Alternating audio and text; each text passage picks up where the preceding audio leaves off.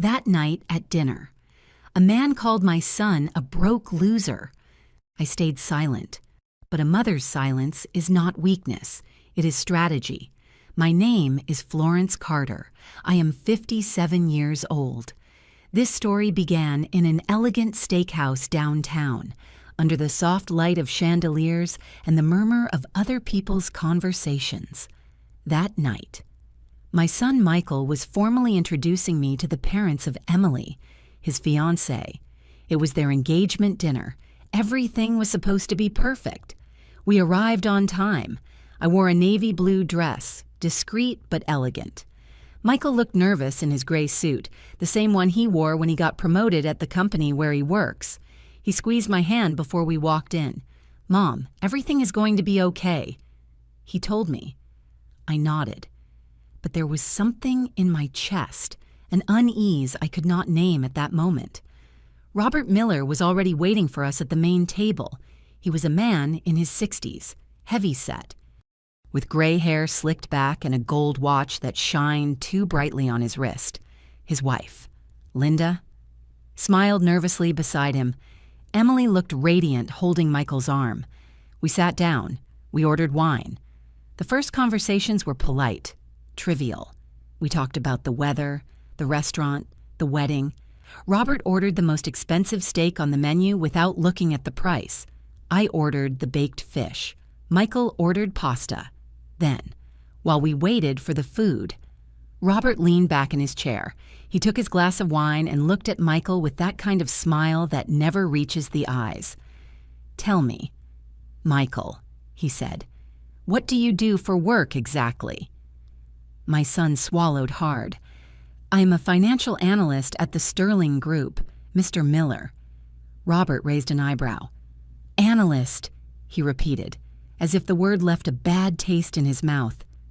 "And how much does an analyst make?" There was an uncomfortable silence. Linda looked down. Emily squeezed Michael's hand under the table. "Enough to live well." "Dad." Emily intervened softly, but Robert was not listening to her. His eyes were locked on my son. "Because look, Michael." He continued pouring himself more wine. "My daughter has grown up with certain comforts, trips to Europe, private schools, piano lessons. I do not know if you understand the level she is accustomed to." Michael nodded, trying to keep his composure. "I understand, sir. And that is why I work hard every day. I want to give her the best." Robert let out a short laugh, humorless. "The best with an analyst's salary." He set the glass on the table with a sharp thud. "Let's be honest, kid. That broke loser is not good enough for my daughter. She deserves someone on her level, not someone who can barely afford a decent restaurant." The entire restaurant seemed to stop. The words hung in the air like slow poison. I felt the skin on my arms prickle. I felt the blood rise to my cheeks. But I said nothing. Not yet. Michael lowered his head. I saw his hands trembling slightly on the table. I saw how he clenched his jaw to keep from crying. Emily turned pale. "Dad, please," she whispered. But Robert was already standing up, throwing his napkin on the plate. "I am just telling the truth. And if my daughter is going to marry anyone, it has to be someone of value, not just anybody." I stood up slowly. I grabbed my purse. I looked at Michael and touched his shoulder. "Let's go, son." He nodded without looking at me. Emily tried to stop him, but Michael was already walking toward the exit. I followed him in silence, head held high, heartbroken, outside, under the streetlights. Michael stopped and took a deep breath. His eyes were shining. "I am sorry, Mom," he said with a broken voice. I should have answered him. I should have... "No," I interrupted him, taking his face in my hands. "You did good. Dignity is not defended by shouting. Michael, it is defended by living." He nodded, although it still hurt. We got into the car and drove home in silence. But that night, while Michael slept, I stayed awake in the living room with a cup of coffee in my hands and my gaze lost in the window.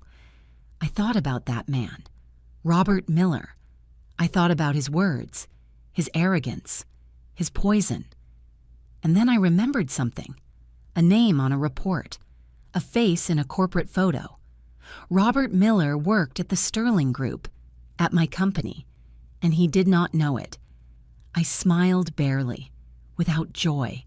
A mother's silence is not weakness, it is patience. And patience, sometimes, is the cruelest justice.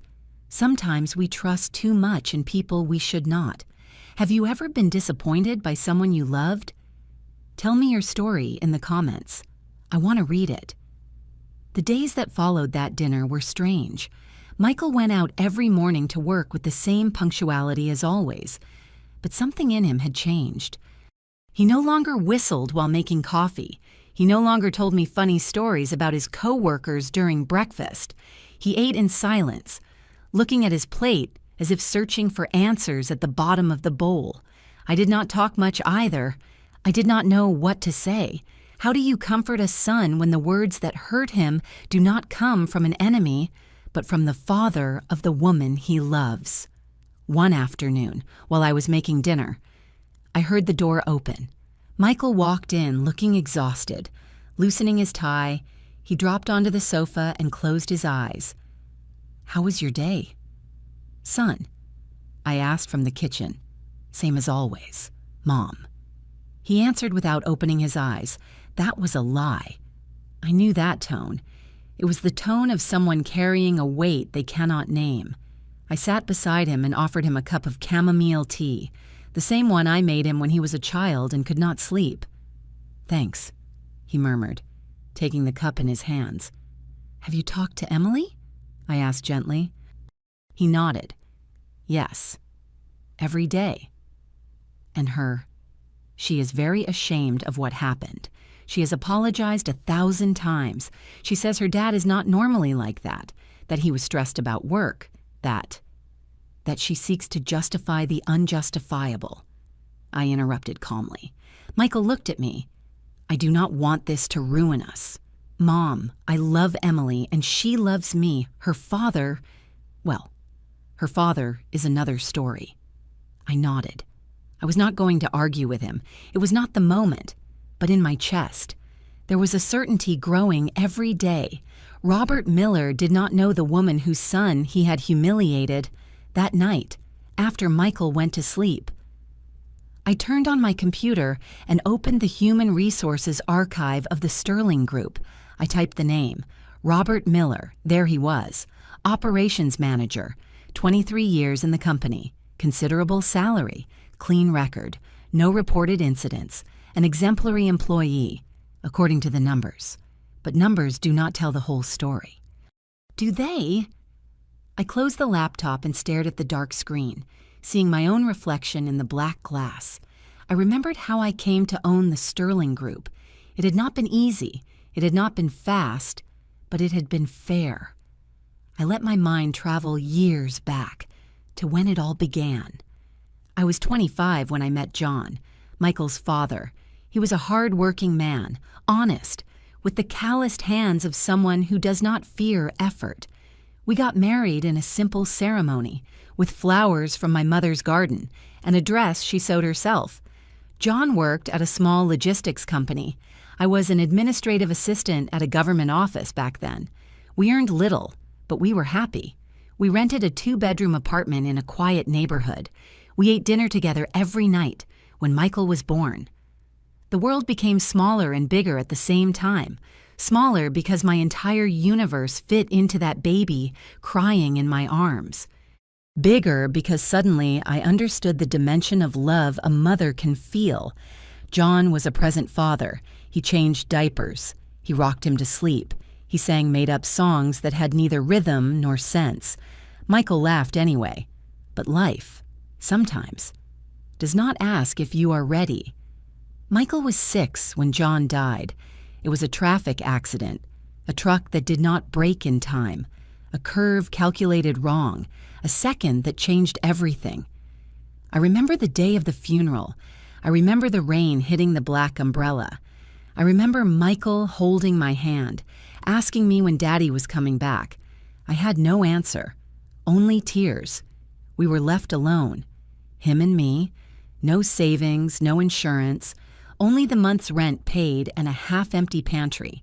That night, after putting Michael to bed, I sat at the kitchen table with a notebook and a pencil. I did the math. I added. I subtracted. The math was cruel. It was not enough. But I was not going to give up, not for me, for him, the next day. I knocked on doors. I looked for work everywhere, offices, stores, restaurants. Finally, I got a position as an accounting assistant at a medium-sized company called the Sterling Group. It was an import and export business, with offices in 3 states. The owner, Mr. Sterling, was an older man, serious but fair.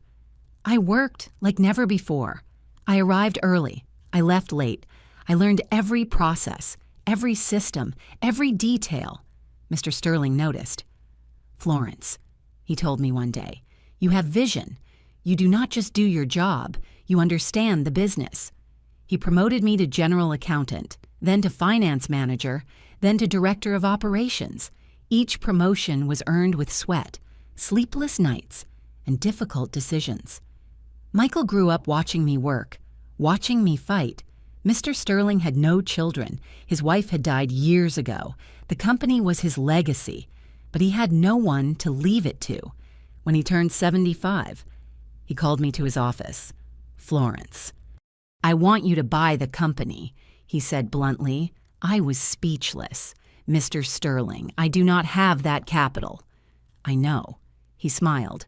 "That is why we are going to make a payment plan. You run the company, make it grow, and pay me with the profits. I trust you more than any outside investor." I accepted. How could I not? It was the chance of a lifetime, the chance to give Michael a secure future. For 10 years, I worked day and night. I expanded the company, opened new trade routes, hired the best talent, paid every dollar I owed Mr. Sterling. When he died, at 86, he left a clear will. The Sterling Group was officially mine. I had completed the full payment 3 years before his death. The company that today employed more than 300 people, with offices in 5 cities, was mine. But I never bragged. I never showed off. I remained the same Florence who rented apartments and counted pennies. Michael grew up seeing my example. He studied finance, graduated with honors. When he asked me for a job at the Sterling Group, I said yes, but on one condition. You enter as an analyst. No privileges, no last name. If you want to grow, you earn it. And he did. Nobody in the company knew he was my son. He used his father's last name, Michael Lewis. I was still Florence Carter, the discreet president who rarely appeared in general meetings. Robert Miller had worked at the company since before I bought it. He was efficient, compliant, but we never crossed paths personally. I knew his name on reports, on annual evaluations. I knew he existed, but he did not know who I was, until now. I turned off the living room light and went up to my room. I lay down, staring at the ceiling, remembering everything I had built, everything I had protected, and I thought about Robert Miller, sitting in his manager's office, oblivious to the storm that was coming, because tomorrow he would receive a call, a summons to the president's office, and I would be waiting for him. While I tell all this, I think about where you might be listening. Write the name of your city in the comments. The next morning dawned gray. One of those mornings where the sky seems loaded with unanswered questions. I got up early, as always. I made coffee in the same old coffee maker I had used for 20 years. The aroma filled the kitchen, and for a moment everything seemed normal, but nothing was normal. Michael came down the stairs later than usual. He had his suit on, tie well knotted, but his eyes had that opacity of someone who did not sleep well. "Good morning, Mom," he greeted, trying to sound cheerful. "Good morning, son. Do you want eggs?" "No, thanks, just coffee." He sat across from me and took the cup I offered. For a while, Only the sound of the spoon against the porcelain was heard, and the distant murmur of cars on the street. "Today, I'm going to talk to Emily about the wedding date," he said finally, without looking at me. "I want us to move forward. I am not going to let what happened ruin our future." I nodded slowly. "And her father." Michael clenched his jaw. "Emily says she is going to talk to him, that she is going to ask him to apologize. That—" "And do you believe her?" He looked up, surprised by my tone. "Mom, she is not to blame for how her father is." "I know, son. I did not say that. I only asked if you believe he is going to change." Michael looked down again. "I do not know," he admitted quietly. "But I have to try. For her. For us." I did not insist. Sometimes the hardest lessons are learned by living, not listening. I had already made my decision. Now I just had to wait. I said goodbye to Michael at the door. I watched him get into his car and drive away down the street. Then I left too. But I did not take my personal car. I took the black sedan with a driver that I used only for special occasions. Today was one of them. During the ride to the Sterling Group headquarters, I mentally reviewed what I was going to say. I could not be emotional. I could not be vengeful. I had to be exactly what I had always been: professional, serene, relentless when necessary. The Sterling Group building rose on one of the main avenues downtown, 12 floors of glass and steel. In the lobby, employees greeted with respect as I passed. Some new ones did not recognize me. Others lowered their heads with an almost imperceptible bow. I went straight up to the 12th floor. My office occupied the entire east wing, wide windows overlooking the city, a solid wood desk, shelves full of finance books, international trade, and hidden among them, some poetry books that no one knew I read. My assistant, Claudia, was waiting for me with the day's agenda. "Good morning, Mrs. Carter. You have a meeting with the logistics director at 10, lunch with the legal team at 1, and—" "Claudia," I interrupted her calmly, "I need you to send a summons." She took out her notebook, ready to write. "To Mr. Robert Miller, operations manager. Tell him I need to see him today at 11 o'clock sharp, here in my office." Claudia blinked, surprised. It was unusual for me to directly summon area managers. Normally, I worked through the directors. "Any reason I should mention?" "Ma'am, no. Just tell him it is urgent." "Understood." Claudia left the office and closed the door behind her. I sat in my chair and looked out the window. From there, I could see the whole city. Thousands of people walking, working, living their lives, without knowing that in this moment, in this office. A woman was about to face the man who had humiliated her son, but not with screams, not with threats, with something much more powerful, the truth, at 5 to 11. Claudia notified me through the intercom. "Mrs. Carter, Mr. Miller is already here. Send him in." I took a deep breath. I stood up and walked toward the window, turning my back to the door. I heard the sound of footsteps entering, the creak of leather soles against the wooden floor. "Mrs. Carter," a male voice asked, confused. "Excuse me, I think there was a mistake.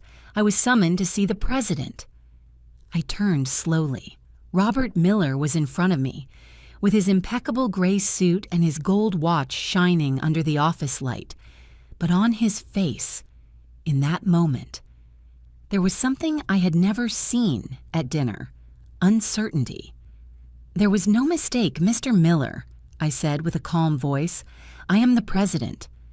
I saw the color disappear from his face, how his eyes widened slowly, how his mouth parted without finding words. "You," he stammered. "Yes." I nodded. "Me, Florence Carter, owner and president of the Sterling Group, and also, in case you do not remember, the mother of the broke loser who, according to you, is not good enough for your daughter." Robert took a step back, as if my words were a physical blow. His face went from white to red. He opened his mouth to speak, but I raised a hand. "Sit down, Mr. Miller." He obeyed. Almost tripping over the chair, he sat with his hands on his knees, sweating. I went back to my desk and sat across from him, hands clasped on the polished surface. "You have been working at this company for 23 years. I began looking directly into his eyes. "Your performance evaluation has always been good. You meet your goals, you haven't had serious incidents, you are, on paper, an exemplary employee." Robert nodded nervously. "Mrs. Carter, I didn't know." "I know," I interrupted him. "You didn't know who I was. And precisely because of that, you said what you said. Because you thought you could humiliate my son without consequences. Because you believed your arrogance would not have a price. It was a misunderstanding. Ma'am, I was stressed. I completed with irony. Tired, worried. What is the excuse you are going to use today, Mr. Miller?" He lowered his head. "I have no excuse," he murmured. There was a long silence. Outside, the hum of the city continued. Inside, it was just him and me, and the weight of his own words. "Michael," I said finally, "is my only son. I raised him alone. Since he was 6, I worked 3 jobs to pay for his school. I stayed up late helping him with homework. I watched him grow, study, strive. He entered this company without a last name, without privileges, without anyone knowing who his mother was, and he earned his position with work, with dedication, with honesty." Robert looked up with wet eyes. "Mrs. Carter, please. And you," I continued, without raising my voice but with every word sharp as a knife. "You called him a broke loser. You humiliated him in front of his fiancée, in front of his family, in front of me. You told him he wasn't good enough for your daughter. It was a terrible mistake." He whispered, "A mistake I can't undo." "No," I nodded. "You can't. Words, Mr. Miller, do not erase. They stay. They stick." He nodded, hands trembling. I leaned back in my chair and observed him for a long moment. I saw a man who all his life had believed that money, status, and last names were the only things that mattered. And now he was in front of someone who had built all that from scratch, without showing off, without humiliating anyone. "Do you know what is the saddest part of all this, Mr. Miller?" I asked calmly. "That you didn't humiliate my son because he was bad, or irresponsible, or dishonest. You humiliated him because you believed he didn't have enough money, as if a man's value were measured by his bank account." Robert said nothing, just kept his head down, hands clenched on his knees. "I could fire you right now," I continued. "I could make sure your name never appears in any serious company in this city again.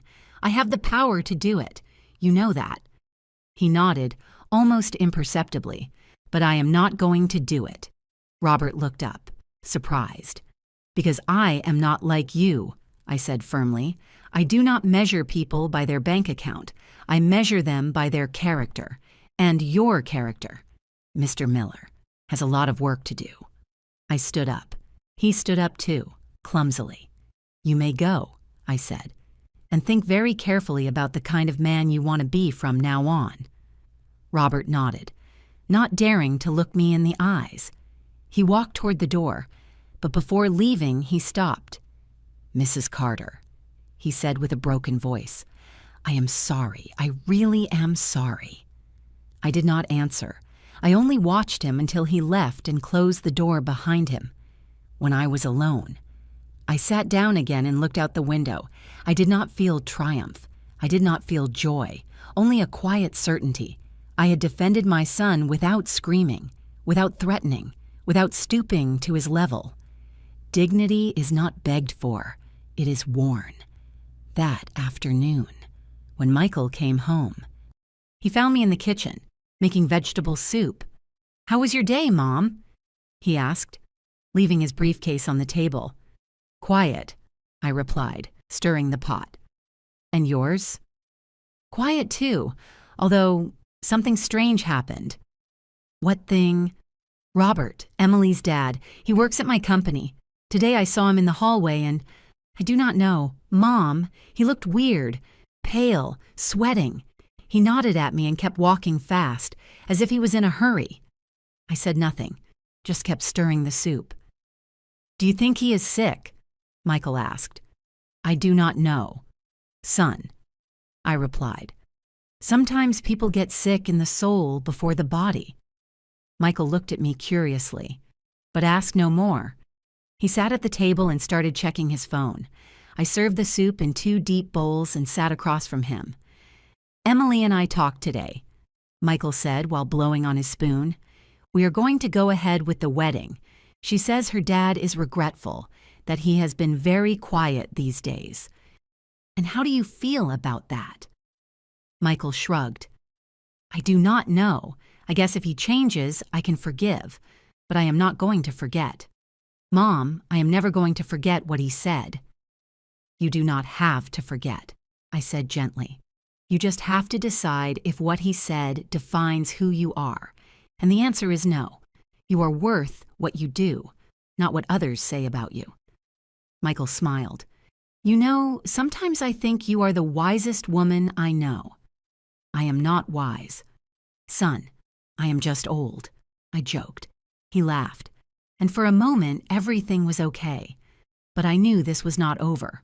Robert Miller had received a lesson. Now we had to see if he learned it. Because life has a curious way of teaching, sometimes with words, sometimes with silences, and sometimes with a mother who knows how to wait for the exact moment to say, I was there too, and I do not forget either. Have you ever had to keep silent to protect someone you love? Tell me in the comments. The days began to pass with a strange normality. Michael kept going to work. Emily called him every night. And I watched. I watched how my son tried to build a future on the rubble of a humiliation that still hurt. One afternoon, while preparing lunch, I heard the front door open earlier than usual. Michael walked in with a forced smile and a bouquet of flowers in his hands. Are those for me? I asked, surprised. No, Mom. He laughed. They are for Emily. I am going to her house tonight. She wants us to talk about the wedding with her family. I felt a knot in my stomach. With her family, is he going to be there too? Yes, Michael interrupted, knowing exactly who I was referring to. Robert is going to be there, but Emily says he wants to apologize formally, that he has been very different since that night. I dried my hands on my apron and walked over to him. Son, you do not have to do this. You do not have to expose yourself again. Mom, he said gently, taking my hands. If I am going to marry Emily, I have to learn to live with her family. I cannot avoid them all my life. But that does not mean I should subject you to another humiliation. He won't do it, he assured. But I am not going to deny Emily the chance to fix things either. She is not to blame for having a difficult father. I hugged him. He smelled like the cologne I had given him for his birthday. He smelled like my boy, even though he was already a man. Okay, I sighed. Go. But if anything goes wrong, call me. No matter the time. I will, Mom, I promise. He left shortly after 6. I saw him from the window getting into his car, with the bouquet of flowers on the passenger seat and that naive hope that only good people have. I stayed alone in the house. The television was on, but I was not listening to it. I was only thinking about Michael, sitting in the living room of that family that had despised him. I was only thinking about how he was going to pretend everything was fine when his heart still bore the mark of those words. That broke loser is not good enough for my daughter. I closed my eyes and took a deep breath. I could not protect him from everything, but I could be ready to catch him if he fell. Michael returned past 11 at night. I heard him enter slowly, trying not to make noise, but I was still awake in the living room, with a cup of cold tea in my hands. Mom, He asked, surprised to see me. I thought you were already asleep. I couldn't, I admitted. How did it go? He sat next to me on the sofa and loosened his tie. His eyes looked tired. It was uncomfortable, he said finally, but not as terrible as I thought. Was Robert there? Yes. He apologized to me. I raised my eyebrows. Really? Michael nodded. Yes, in front of his whole family. He said he had been out of line that night, that he was worried about his daughter, but that he had no right to speak to me like that he was very sorry. And what did you say? I told him I accepted his apology, he replied quietly, because Emily was there, looking at me with those pleading eyes. And why else? Because I want this to work, Mom. I want to believe people can change.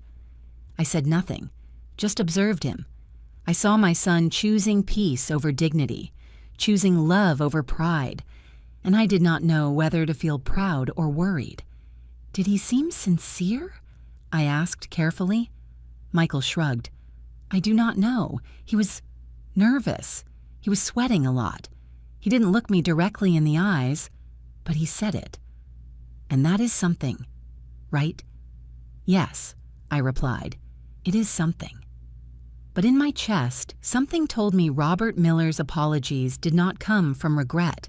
They came from the fear of what I could do to him, from the fear of losing his position, his status, his comfort. Men like him do not change overnight. They just learn to hide their poison better. Did you talk about the wedding? I asked, changing the subject. Michael's face lit up a little. Yes, Emily wants to get married in June, in the garden of an estate she saw on the internet. She says it will be something small, intimate, just close family and friends. And is her father going to pay? Michael shook his head. He offered, but Emily and I decided we are going to pay for it between the two of us. We do not want to owe him anything. I smiled. There was my son, proud, dignified. Sounds good to me, I said. And if you need help? Mom, no, you have already done enough for me. We are going to do this ourselves. I hugged him, and in that hug I tried to tell him everything I could not with words, that I was proud, that I loved him, that I would always be there for him. But there was also something else, something I could not share yet, a truth growing in my chest like a dark seed. Robert Miller had not apologized because he felt it. He had apologized because I had demanded it without words, because he knew I had the power to destroy everything he had built. And that was not regret. It was survival. The following days passed in a deceptive routine. Michael went to work with renewed spirit. Emily came to dinner at home some nights, always polite, always affectionate with him. She was a sweet girl. I could not deny it. But every time I looked at her, I saw the shadow of her father behind her. One afternoon, Emily stayed to help me wash the dishes, while Michael answered a work call in the living room. Mrs. Florence, she said timidly, I want you to know I am very sorry for what happened at that dinner. You do not have to apologize, dear, I replied, drying a plate. You did not say anything. I know, but my dad shouldn't have spoken like that. I tried to stop him, but when he gets like that, it is impossible to make him listen to reason. Does he get like that often? Emily looked down. Sometimes, when he is stressed or when he feels things aren't going his way. But deep down, he is a good person. Mrs. Florence, just that. He has very firm ideas about how things should be. Firm ideas are good, I said calmly, but not when they hurt others. She nodded with wet eyes. I love Michael, she said softly, and I know he doesn't have as much money as my dad would like, but he is hard-working. He is honest. He is good to me. Shouldn't that be what matters? I looked at her, really looked at her, and I saw a girl trapped between love for her father and love for her fiancé. I saw someone who had grown up with privileges, but who had also grown up with pressure, with expectations, with a father who measured people's worth in numbers. Yes, dear, I said finally. That is what should matter, and if Michael makes you happy, then nothing else matters. She smiled, relieved. Thank you, Mrs. Florence. You are very understanding. Not all mothers-in-law are like that. I am not a mother-in-law yet, I joked. But when I am, I just want to see you happy and see my son happy. We finished washing the dishes. Michael returned to the kitchen and they said goodbye with a kiss at the door. I stayed at the window, watching them drive away in Emily's car. And I wondered how much longer Michael could live in that limbo, forgiving without forgetting, moving forward while carrying the weight of humiliation, building a future with a family that had rejected him. That night, sitting in my bed with an open book I wasn't reading, I received an email on my phone. It was from Claudia, my assistant. Mrs. Carter, Mr. Robert Miller requested a meeting with you for tomorrow first thing in the morning. He says it is urgent. Did you confirm? I stared at the message for a long time. What would he want now? More apologies, explanations, or maybe he thought he could negotiate with me. I replied, confirm, tomorrow at 9. I turned off the light and lay down, but I did not sleep. I just thought about what I would say to him, how I would keep calm, how I would make him understand that he could not buy my forgiveness with empty words, because I was not like him. I did not measure people by their bank account. I measured them by their character, and his character, so far, was a counterfeit coin. The next morning, I arrived at the office early. Claudia was already there, with the coffee ready and the day's agenda printed. Mr. Miller arrived 10 minutes ago, she informed me. He is waiting in the boardroom. In the boardroom? I asked, surprised. Why not in the waiting room? He asked for privacy. He said what he wanted to talk about was delicate. I nodded. I took my coffee and walked toward the boardroom. I opened the door without knocking. Robert Miller was standing by the window, looking at the city. Upon hearing me enter, he turned quickly. He was wearing the same gray suit as always, but now he seemed smaller, more vulnerable. Mrs. Carter, he greeted with a trembling voice. Thank you for seeing me. You have 5 minutes, I said, sitting at the head of the table. Speak. He swallowed and sat across from me. I wanted to thank you for not firing me, for giving me another chance. I didn't give you any chance, Mr. Miller. I simply decided not to act based on emotions. That doesn't mean you are forgiven. He nodded nervously. I understand, and that is why I came. I wanted to explain why I said what I said that night. I am not interested, I interrupted. Reasons do not change the damage. Please, he pleaded, just let me explain. Afterwards, if you want to fire me, I will understand. I looked at him for a long moment. Then I nodded. You have 3 minutes. Robert took a deep breath. I grew up poor. Mrs. Carter, very poor. My father was a bricklayer. My mother washed other people's clothes. We lived in a 2-room house with a dirt floor. I wore torn shoes and ate beans every day. He paused. I said nothing. When I grew up, I swore I would never be poor again.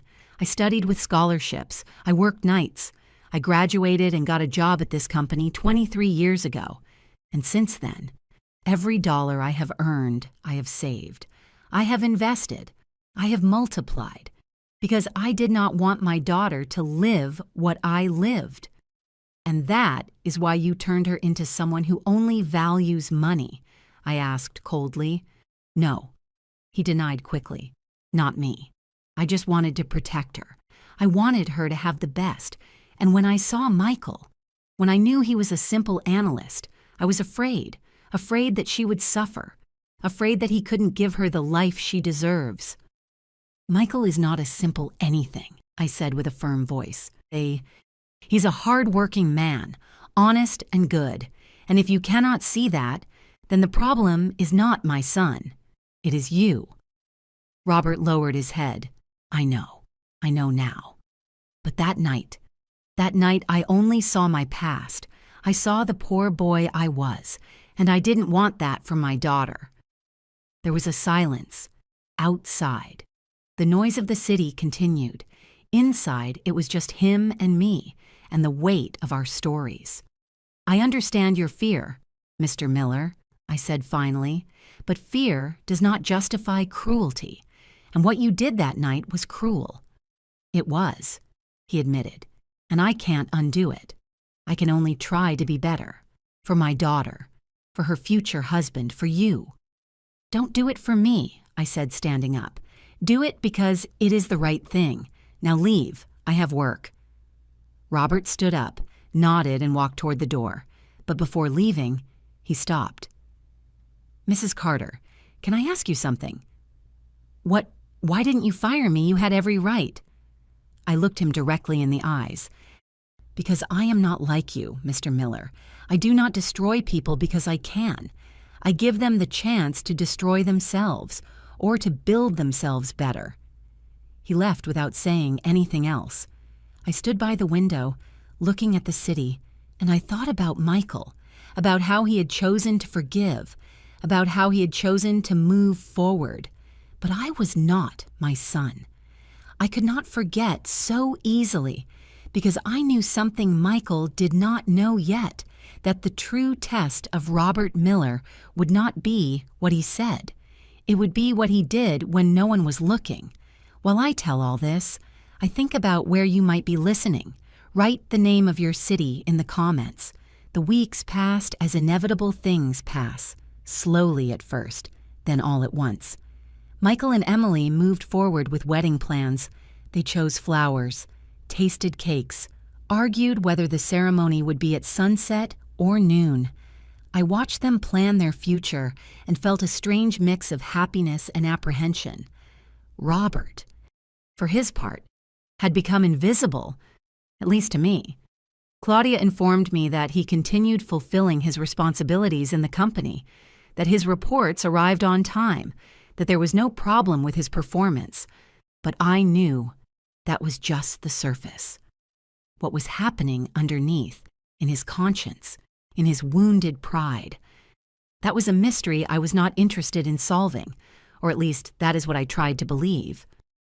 One Thursday afternoon, Michael came home earlier than usual. He had a furrowed brow and a tension in his shoulders that I recognized immediately. It was the same tension I carried when something worried me, but I didn't want to say it. Did something happen? Son, I asked, while chopping vegetables for the salad.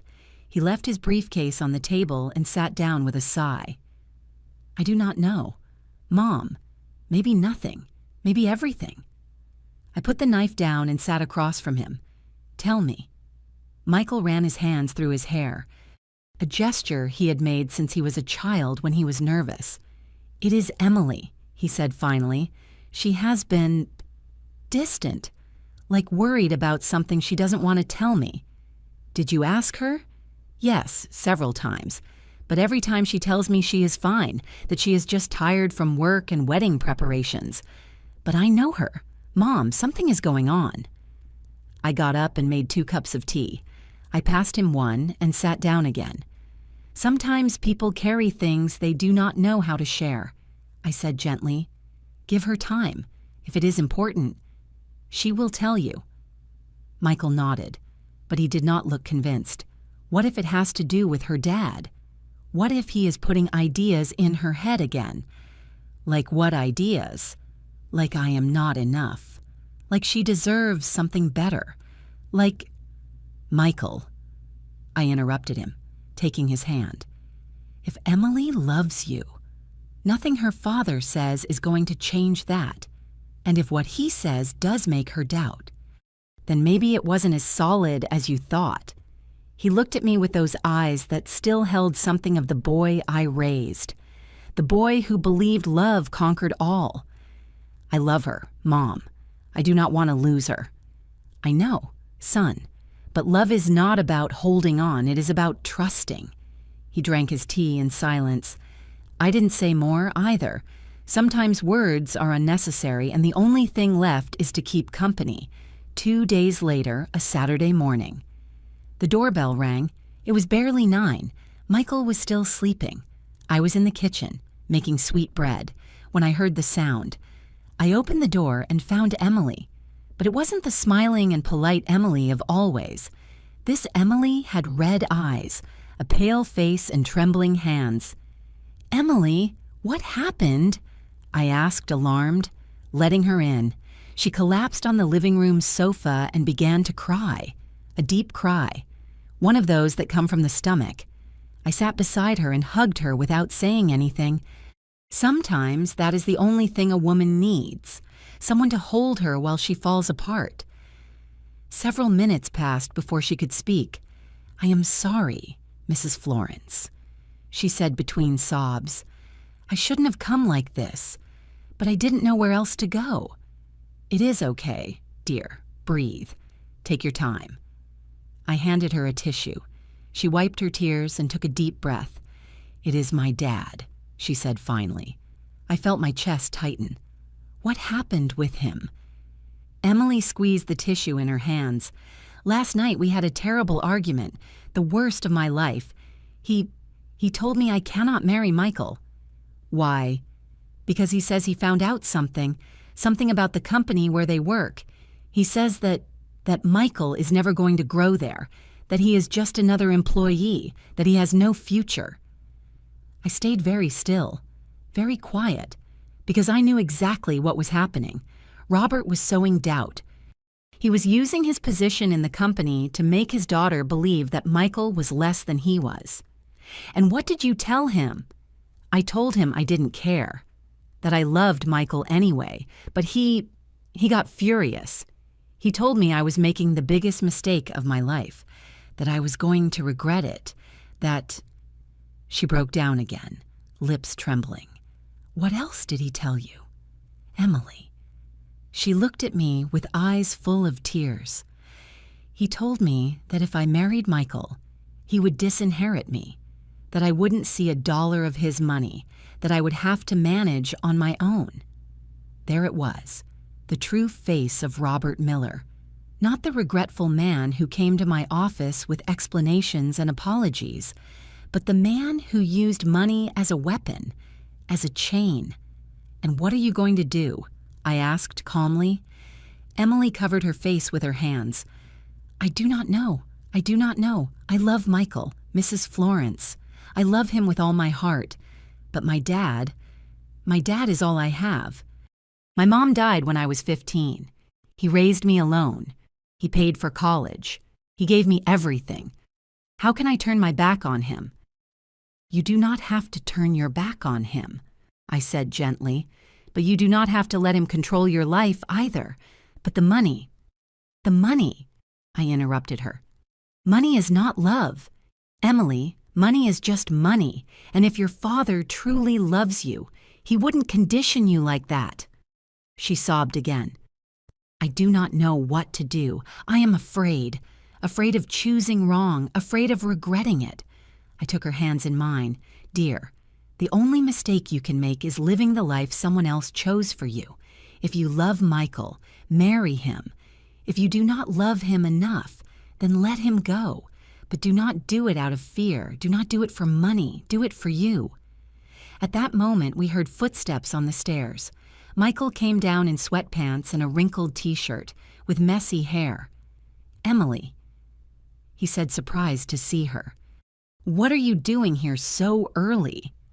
Emily quickly wiped her tears and forced a smile. "I came to see your mom. I wanted to ask her for advice about the wedding floral arrangements." Michael looked at me. I nodded slightly, confirming the lie. He wasn't stupid. He knew something else was happening, but decided not to press. "Do you want breakfast?" he offered. "Mom makes the best pancakes." Emily shook her head. "No, thanks. I have to go. My dad is waiting for me." She stood up. I did too. I walked her to the door while Michael went to the kitchen for a glass of water. "Thank you, Mrs. Florence," Emily whispered, "for listening to me." "You can always come, dear. Always." She nodded and left. I watched her get into her car and drive away down the street, and in my chest grew a dark certainty. Robert Miller had not changed. He had just learned to hide his poison better that afternoon, while Michael watched television in the living room. I locked myself in my study and opened my computer. I searched the company files. I reviewed Robert's movements in the last few months, his emails, his meetings, his evaluations, and then I saw it. An email he had sent 2 weeks ago to the Director of Human Resources. In it, Robert suggested that Michael Lewis's performance be evaluated because, according to him, he was not showing the expected level for his position. It was a lie. I had personally reviewed Michael's file. His performance was impeccable, better than that of many employees with more seniority. But Robert was sowing doubt. He was trying to sabotage my son's career from the inside. I closed the computer. I took a deep breath. I counted to 10, then to 20, and I made a decision. On Monday morning, I called an extraordinary meeting with the Human Resources Director and the Finance Director. Both arrived on time, with faces full of curiosity and some nervousness. "Mrs. Carter, how can we help you?" asked Paul. "The Human Resources Director. I want to review all performance evaluations for the Finance Department from the last 6 months," I said calmly. "I need to ensure they are being fair and objective." "Of course," Paul replied. "Is there a particular problem?" "No," I lied. "It is just a routine review." We spent the next 2 hours reviewing files. When we got to Michael Lewis's file, Paul commented, "This employee has been questioned recently by Manager Miller, but his numbers are excellent. I see no objective reason to doubt his performance." "Questioned for what reason?" I asked, pretending not to know. Paul checked his notes. Mr. Miller suggested that the employee might not be committed to the company in the long term, but he presented no evidence. It was just a perception. "I see," I said. "In that case, I want Michael Lewis's file to be reviewed by an external evaluator, someone with no connection to the company. I need to make sure he is being treated fairly." "Of course, Mrs. Carter." "And one more thing," I added. "I want a full audit of all recommendations Mr. Miller has made regarding personnel in the last year. I want to ensure he is evaluating with objectivity and not with personal biases." Paul and the finance director exchanged glances. "Do you suspect something, ma'am?" "I do not suspect," I replied firmly. "I verify. There is a difference." Both nodded and left my office with their assigned tasks. I stayed seated, looking out the window, outside. The city bustled with life. Inside, I was fighting a silent war, a war that Robert Miller did not even know had begun, because I was not going to allow him to destroy my son. Not with words, not with lies, not with anything. I had built an empire from scratch. I had faced poverty, widowhood, loneliness. I had raised my son with my own hands, and no one, absolutely no one, was going to take him away from me. That night, Michael found me in the kitchen, making lentil soup. "Mom, can I ask you something?" "Sure, son." "Do you think Emily and I are going to be okay?" I stopped. I put the wooden spoon aside. I turned and looked him directly in the eyes. "Son, I think you are going to be okay, with Emily or without her, because you are strong, because you are good, because you are worthy." He smiled sadly. "Sometimes I do not feel that way, I know, but that does not mean it is not true." I hugged him, and in that hug I tried to pass him all my strength, all my love, all my certainty, because he did not know what I was doing for him. He did not know that in the shadows his mother was moving pieces, that she was protecting his future, that she was making sure no one, ever, called him a broke loser again, and that Robert Miller was about to discover he had underestimated the wrong woman. Have you ever had to defend someone you love without that person knowing Tell me your story in the comments. The days that followed were like walking on thin ice. Every step measured, every word calculated. Michael kept going to work without knowing his file was being reviewed by an external evaluator. Emily kept calling him every night, but the conversations were shorter, more forced, and I kept watching from my office on the 12th floor, like an eagle guarding its territory. The audit I ordered on Robert Miller was underway. Paul, the HR director, sent me daily reports, and what we found was disturbing. During the last year, Robert had recommended layoffs or demotions for 5 employees, all young, all with good performance, all with something in common. They were children of working-class families, no important last names, no powerful connections. In contrast, he had recommended promotions for 3 employees with mediocre performance, but with well-known last names in the industry, children of businessmen, nephews of politicians. The pattern was clear. Robert Miller did not evaluate talent. He evaluated pedigree. One afternoon, Paul walked into my office with a thick folder under his arm and a grave expression. "Mrs. Carter, we finished the review." "Sit down," I indicated. He placed the folder on my desk and opened it. Inside were graphs, printed emails, evaluations marked with sticky notes. "The numbers do not lie," Paul began. "Mr. Miller has been using subjective and discriminatory criteria in his evaluations, and in the specific case of Michael Lewis, there is evidence that he tried to influence his evaluation without objective grounds." "How serious is this?" I asked, although I already knew the answer. "It is grounds for dismissal. Ma'am, this violates our corporate code of ethics. We cannot allow a manager to use his position to harm employees for personal or classist reasons." "Look at the documents." I looked at the evidence, and I felt something strange in my chest. It was not triumph. It was not satisfaction. It was sadness. Sadness for Emily, who loved a father who was not who she thought he was. Sadness for Michael, who was trying to build a future with a family poisoned by prejudice. "What do you recommend?" I asked Paul. "Immediate dismissal and a deeper investigation to see if there are other cases we haven't detected." I closed the folder and slid it toward him. "No." Paul blinked, surprised. "Ma'am, we are not going to fire him. Yet."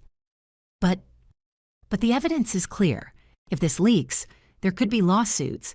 It could affect the company's reputation. "I know," I said calmly, "but I need you to give me 2 weeks, 2 weeks to handle this another way." Paul looked at me with perplexity, but nodded. "As you order, Mrs. Carter." When he left my office, I stared at the closed folder on the desk. Robert Miller had 2 options: resign with dignity or be exposed publicly. I preferred the first, not for him, but for Emily and for Michael, because sometimes the cruelest justice is not the one that destroys. It is the one that forces someone to look in the mirror and recognize who they really are. That night, when I got home, I found Michael sitting in the living room with his face in his hands. He was crying. My heart stopped. "Son, what happened?" He looked up. His eyes were red, swollen. "Emily broke up with me."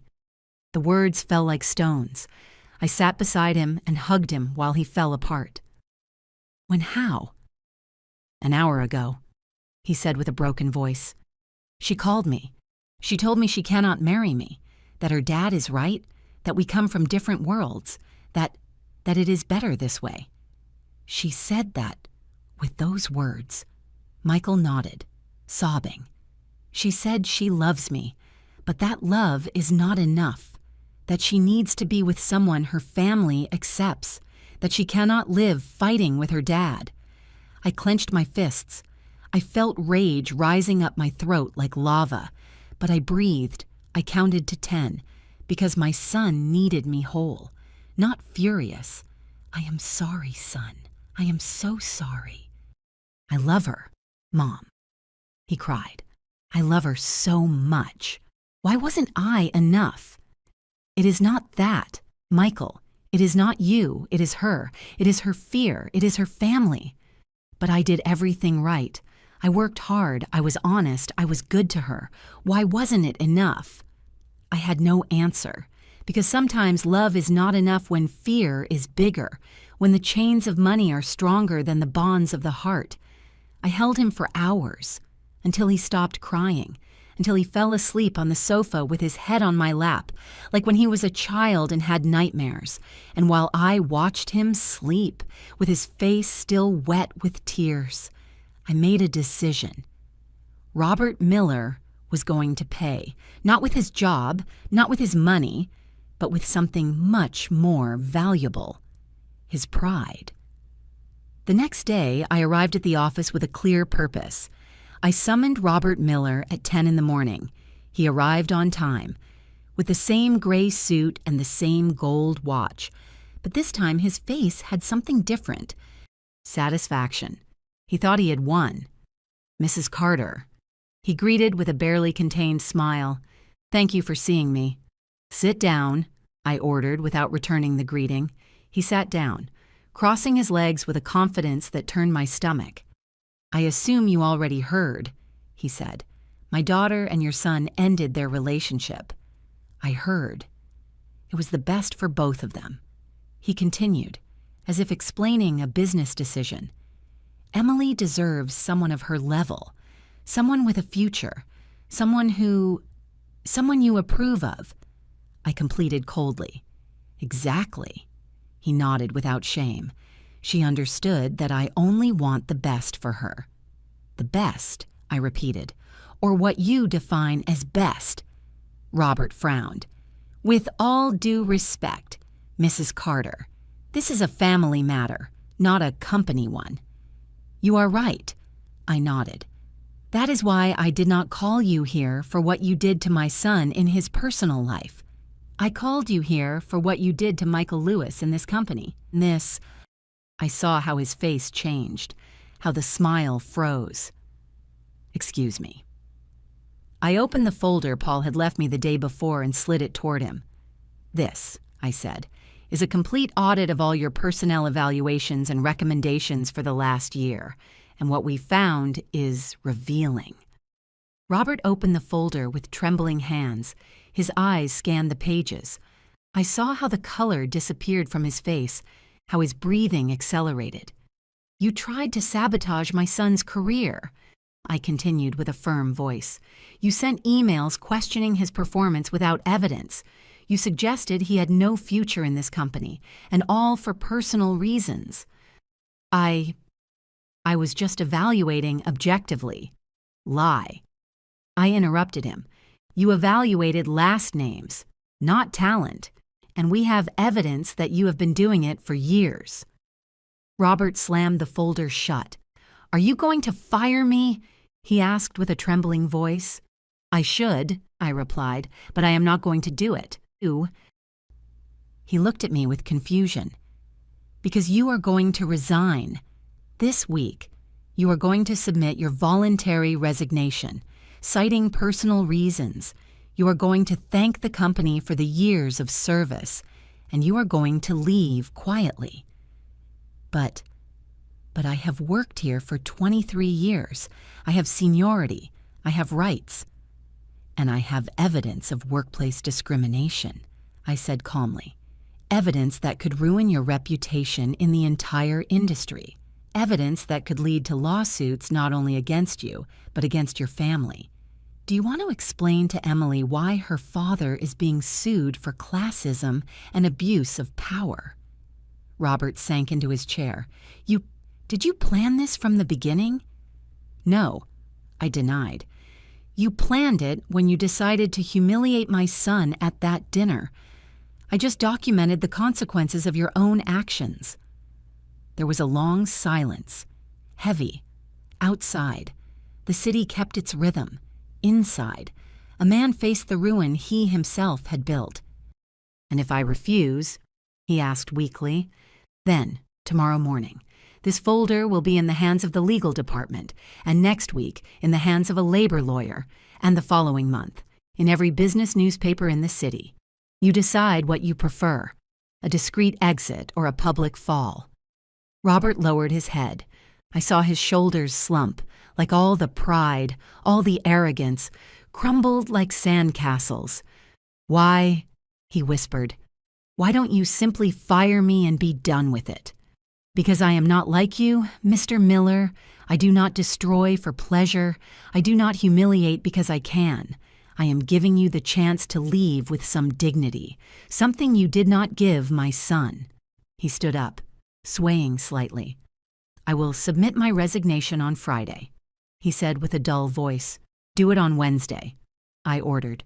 "The sooner, the better for everyone." He nodded and walked toward the door, but before leaving, he stopped without turning. "Your son was good for my daughter, he said quietly.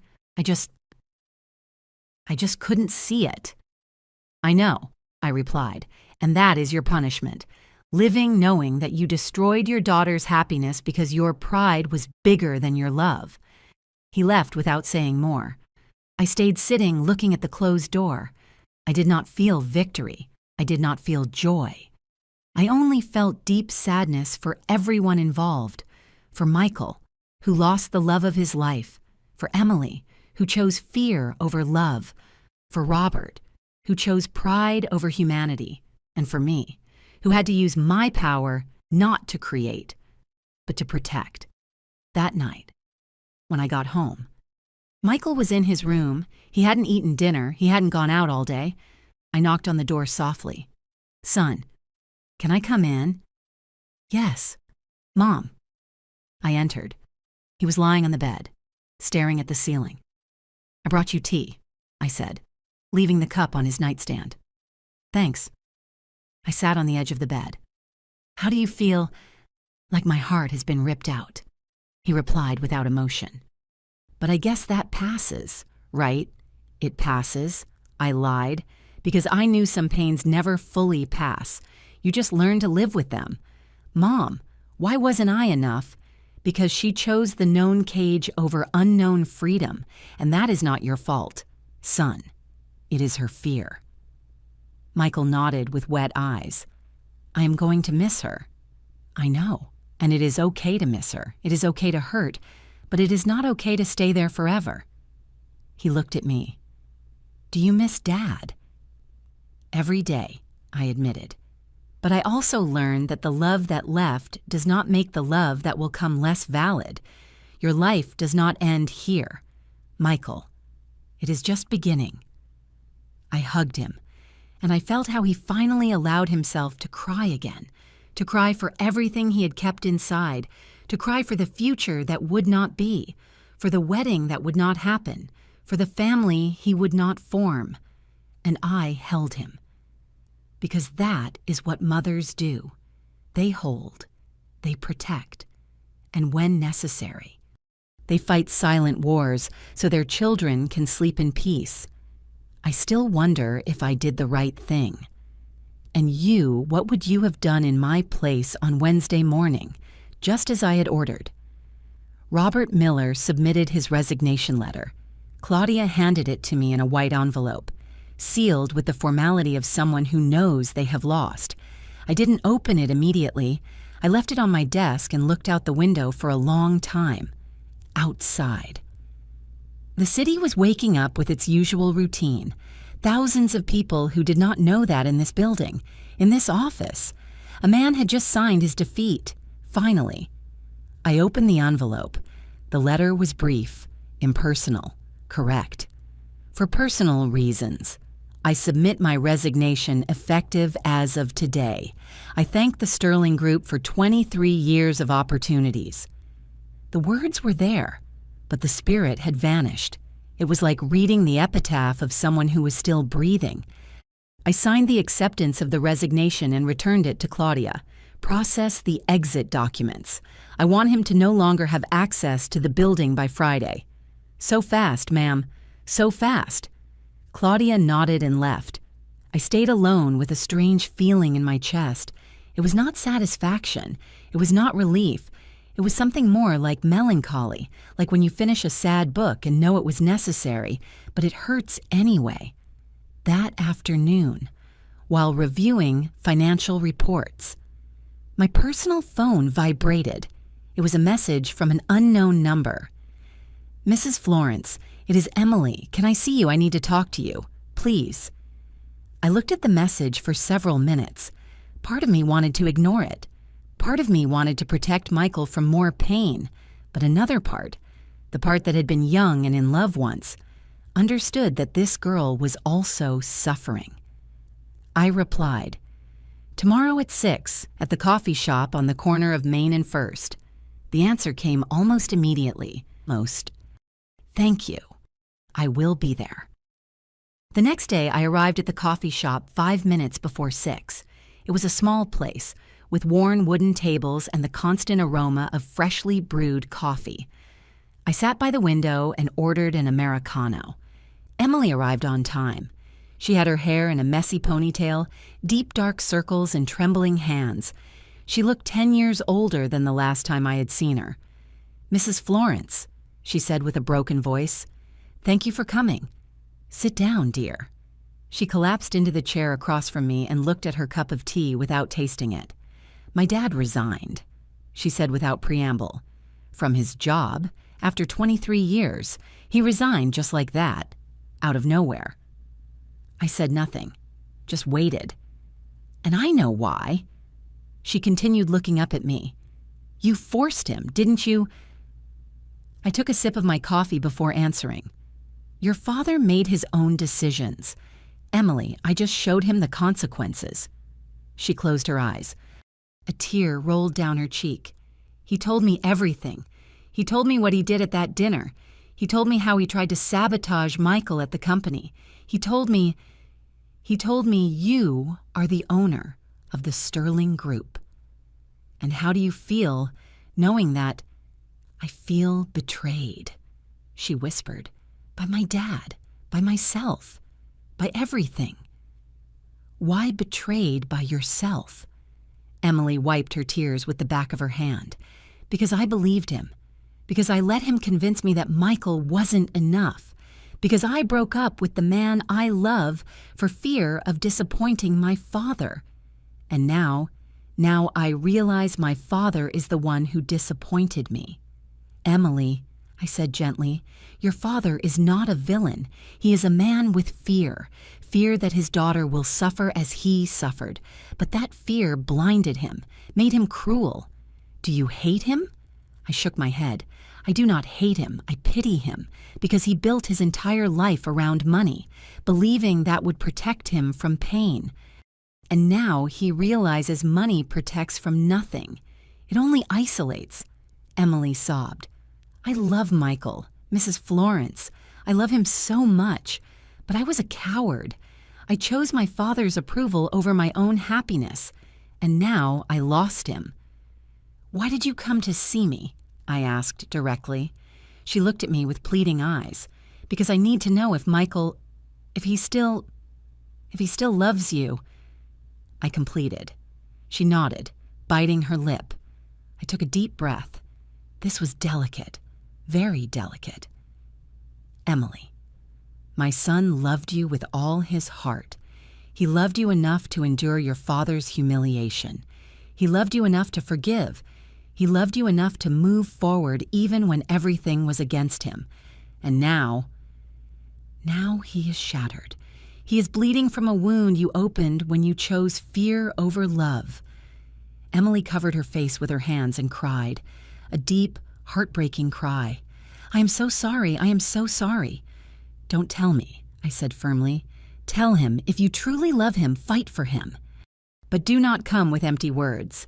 Come with actions. Come willing to face your father, your family, your fears, because Michael deserves more than crumbs of love. He deserves everything or nothing." She nodded, trembling. Do you think he will forgive me?" "I do not know, dear. That depends on him and on you, on whether you are willing to prove to him that this time you are not going to run away." Emily wiped her tears and stood up. "I am going to look for him. Today. I am going to tell him the truth. I am going to tell him I was a coward, that I am sorry." That. Emily, I interrupted her, one more thing. She looked at me.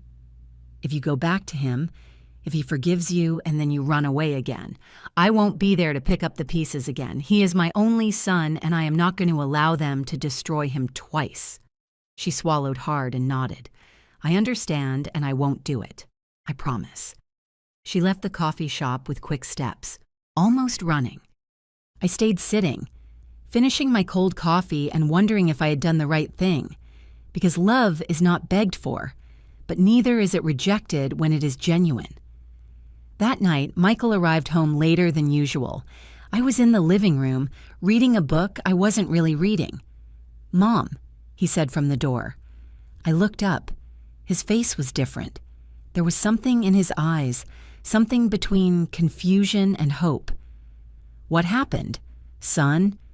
Emily came to see me at the office. She waited for me in the parking lot for 2 hours. I felt my heart race, and she told me everything. She told me you are the owner of the Sterling Group.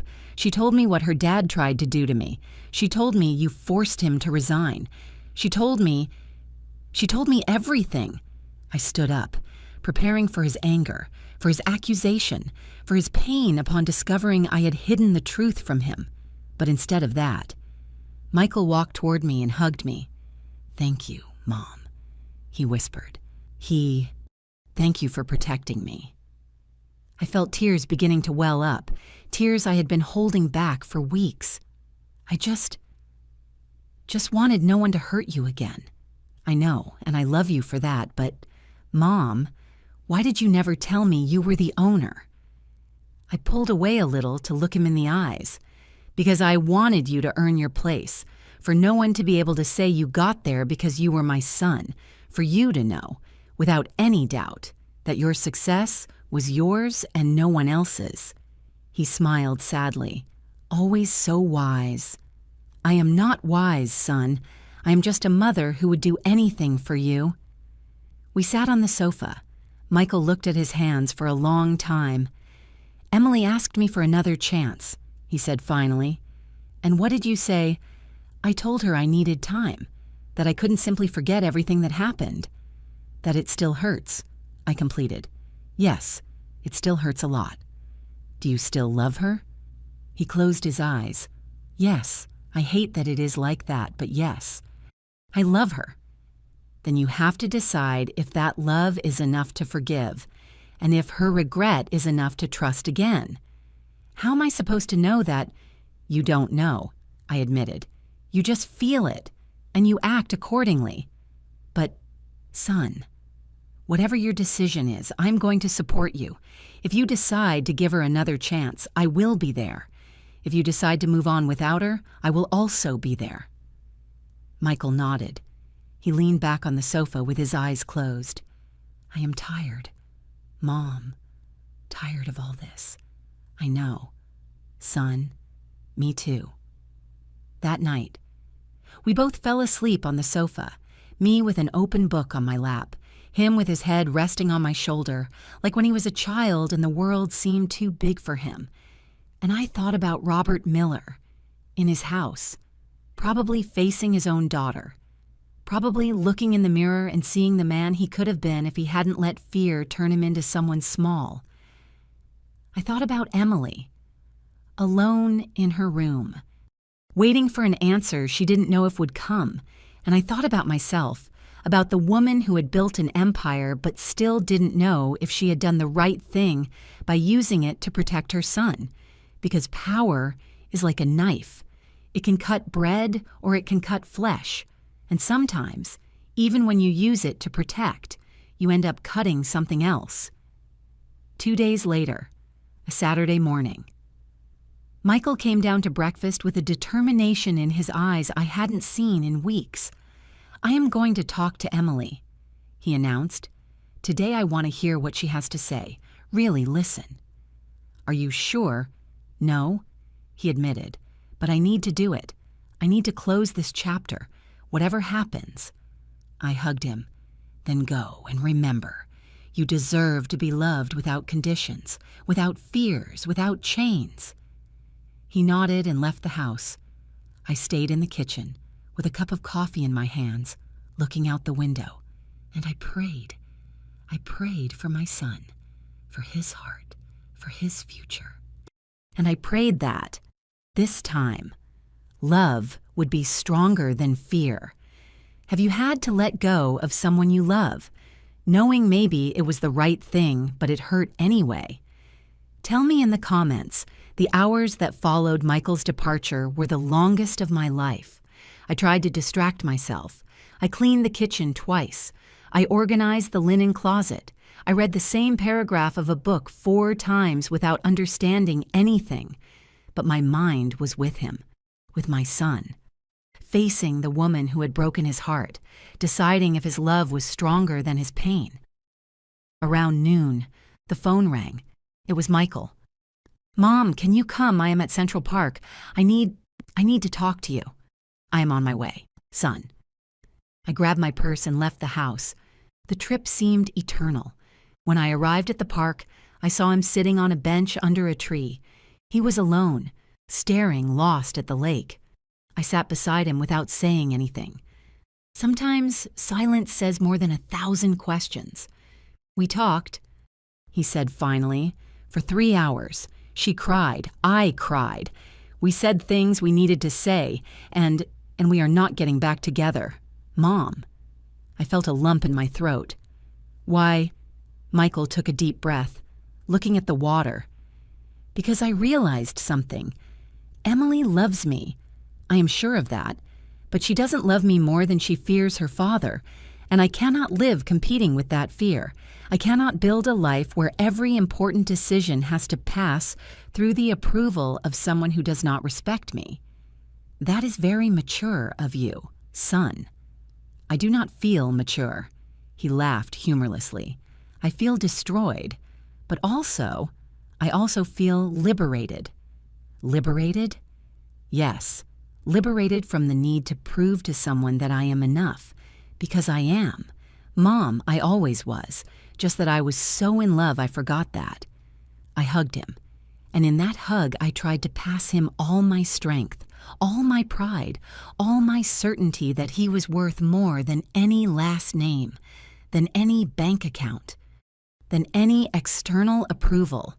"Your father would be so proud of you," I whispered. "You think so?"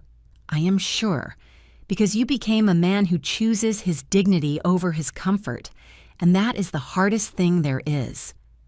We stayed there for a long time, watching families walk, children running after pigeons, elderly couples walking holding hands.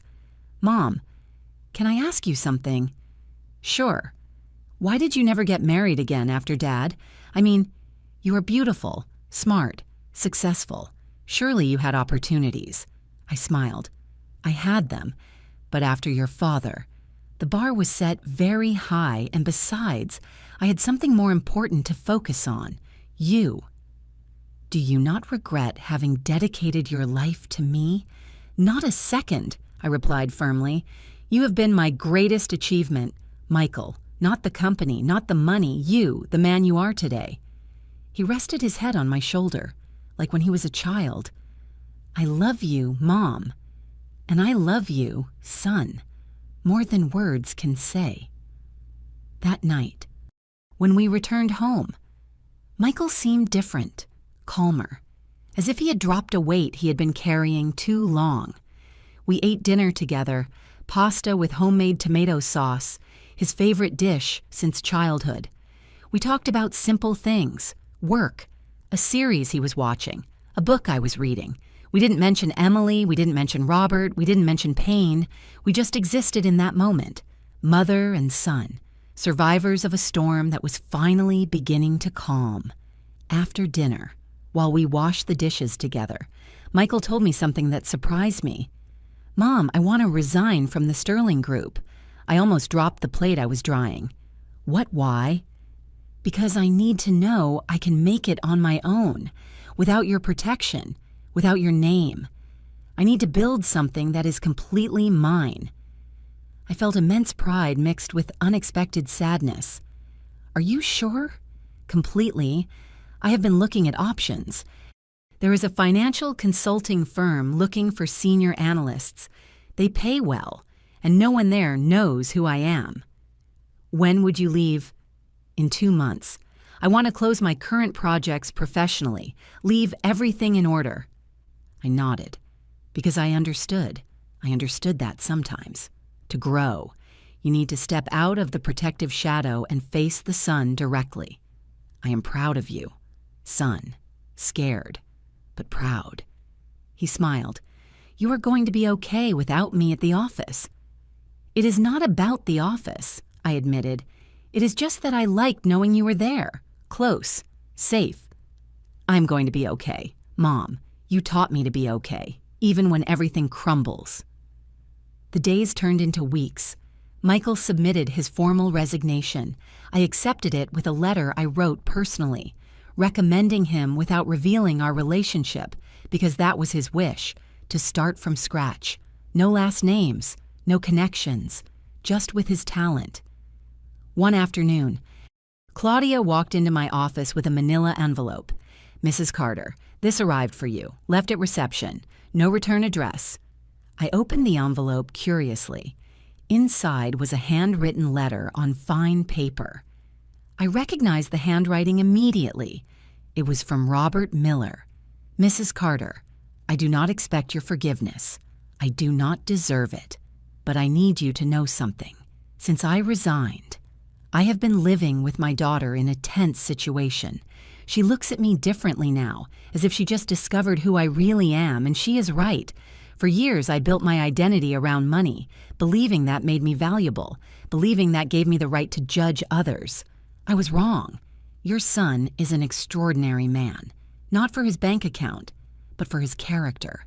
And I was too blind to see it, too arrogant to admit it, too cowardly to face my own fears. I have lost my job. I have lost my daughter's respect. I have lost peace. But maybe, somewhere in all this ruin, I can find something I never had: humility. Thank you for not destroying me publicly. I know you could have, but you gave me the chance to leave with some dignity. That is more than I gave your son. With respect and genuine regret, Robert Miller. I read the letter 3 times. Then I folded it carefully and put it in my desk drawer. I didn't reply, because there was nothing to say. Apologies do not erase damage, but sometimes they are the first step toward healing. And if Robert Miller was finally learning to be human, then maybe all this had been worth it. Michael's last day at the Sterling Group was a sunny Friday. I didn't go to the office. I didn't want it to be uncomfortable for him. I didn't want his colleagues to discover our relationship on his last day, that night. He came home with a small box of his personal belongings from the office, a desk plant, a photo of me from when he was a child, a mug with the company logo. How did it go? I asked. Good. Strange. But good. Several colleagues invited me to lunch, wished me luck. It was nice. Did you see? No. He interrupted. I didn't see Emily. I think she also knew it was better this way. That night we ate dinner in silence. A comfortable silence, the kind only people who know each other deeply can share. After dinner, Michael sat in the living room with a beer and me with my usual tea. Mom, can I confess something to you? Always. I am scared of starting over, of being alone, of not having your protection. Son, you are never going to be alone. I am always going to be here. But it is good that you are scared. Fear means you care, that you are alive, that you are growing. And if I fail, then you get up, as your father taught me, as I taught you. The Carters don't stay on the ground. He smiled. The Lewises neither. That is it. The Lewises neither. That night, before sleeping, I stayed at my bedroom window looking at the city lights, and I thought about everything that had happened, about the humiliation of that dinner, about the silent war I fought, about the decisions I made. Did I do the right thing? I do not know. Probably I will never know. But I know this. I protected my son. I taught him that his value did not depend on anyone's approval. I showed him that dignity is defended without screams, without revenge, only with truth. And that, at the end of the day, was the only thing that mattered. 3 months later, I received an unexpected call on a Tuesday afternoon. It was from an unknown number. Mrs. Carter. Yes, who is speaking? It is Linda Miller, Emily's mom. Could we talk? I hesitated a moment, then answered, Sure. When? Tomorrow, at the same coffee shop where you spoke with my daughter. I will be there. I hung up the phone and stared at it for a long time. Life, I thought, has a strange way of completing circles, and sometimes those circles bring closure. Sometimes they bring new beginnings, and sometimes they simply bring peace. Have you ever had to let go of something so someone you love can grow? Share your experience in the comments.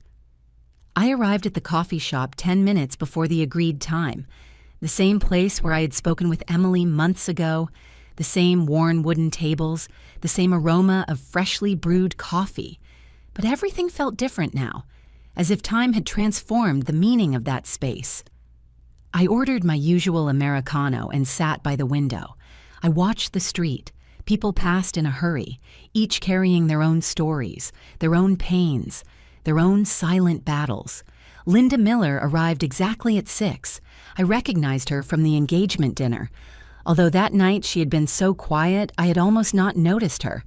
She was a woman in her mid-50s, with brown hair in a low bun and tired eyes that spoke of sleepless nights. Mrs. Carter, she greeted with a trembling voice. Thank you for coming. Sit down, Linda. She sat down and ordered a chamomile tea. Her hands trembled as she wrapped the cup with both palms, seeking warmth in something more than the drink. I do not know where to start, she said finally. Start where you need to. I replied gently. Linda took a deep breath, as if gathering courage. I want to ask your forgiveness for what my husband did to you and your son at that dinner, for what he did after, for everything. You said nothing that night.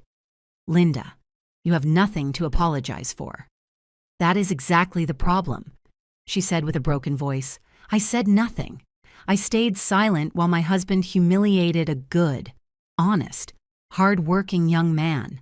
I stayed silent. Why? Because I have always stayed silent. She took a sip of her tea, with hands still trembling. Robert and I have been married for 32 years, and for 32 years I have watched him obsess over money, over status, over proving to the world that he is no longer the poor boy who grew up in a house without a floor. And I understood him, because I also grew up poor. I also know what it is to go hungry, what it is to wear mended clothes. I understand, I said. But somewhere along the way, Robert stopped just wanting security. He started wanting superiority. He started measuring people by their bank account, and I let him do it, because it was easier to be silent than to confront him. Why are you telling me this, Linda? She looked me directly in the eyes, with tears falling down her cheeks, because my family is falling apart, and it is my fault as much as Robert's. Emily barely speaks to us. She lives in the house, but she treats us like ghosts.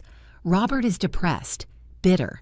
He has sent his resume to 20 companies and none have called him. He says it is because you spoke badly of him, that you have him on a blacklist. I did not do that, I said firmly. I do not sabotage careers. That is what he did. I simply let his actions speak for themselves. I know. Linda nodded. Deep down, he knows it too. But it is easier to blame you than to face that he destroyed himself.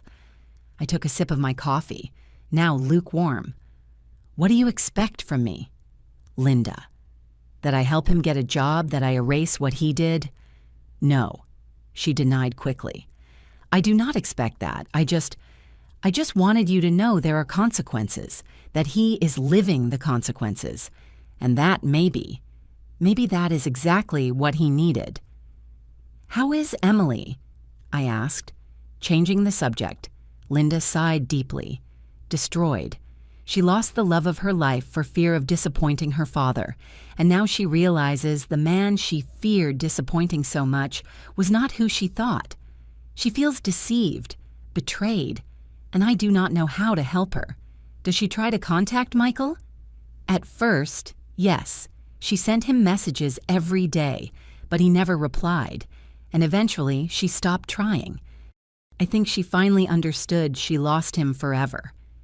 I felt a pang in my chest, not of joy for her suffering, but of sadness for all the unnecessary pain a proud man had caused. Linda, can I be honest with you? Please. I cannot fix your family. I cannot make Robert change. I cannot make Emily forgive. And I cannot make my son get back with your daughter. Those are decisions each one must make. I know, she whispered.